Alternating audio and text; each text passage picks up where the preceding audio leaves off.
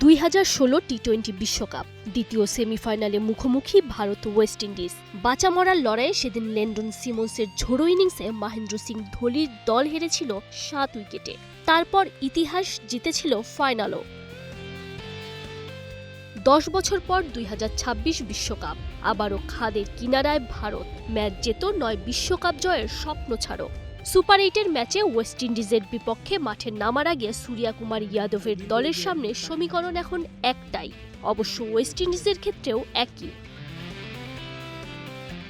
এবার দুই দলের সামনে সুবর্ণ সুযোগ, ভারতীয়দের জন্য স্বাগতিক হিসেবে আত্মসম্মান আর প্রতিশোধের, ক্যারিবিয়ানদের জন্য পুরনো সুখস্মৃতি ফিরিয়ে আনার।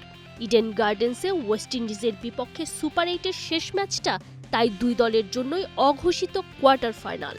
তবে চাপটা বেশি স্বাগতিকদেরই। সেমিফাইনালের সমীকরণ বেশ সহজ।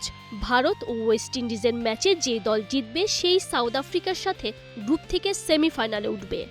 তবে বৃষ্টি কিংবা অন্য কোনো কারণে খেলার ফল না হলে তাতেই ভারতের বিশ্বকাপ অভিযান শেষ।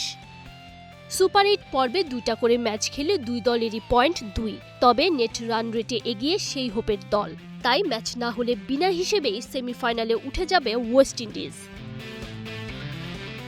যদিও ভারতের সমর্থকদের জন্য সুখবর, রোববার কলকাতার আকাশ পরিচ্ছন্ন আর রৌদ্রোজ্জ্বল থাকবে বলেই পূর্বাভাস দেয়া হয়েছে। ফলে নির্বিঘ্নেই ম্যাচ শেষ হওয়ার সম্ভাবনা বেশি। তবে বৃষ্টি হলেও ইডেন গার্ডেন্সের ড্রেনেজ ব্যবস্থা টপ নচ। তাই বাইরের হিসেব বাদ দিয়ে ভারতের মূল হিসেবটাই এখন ম্যাচ জিতে সেমিতে ওঠা।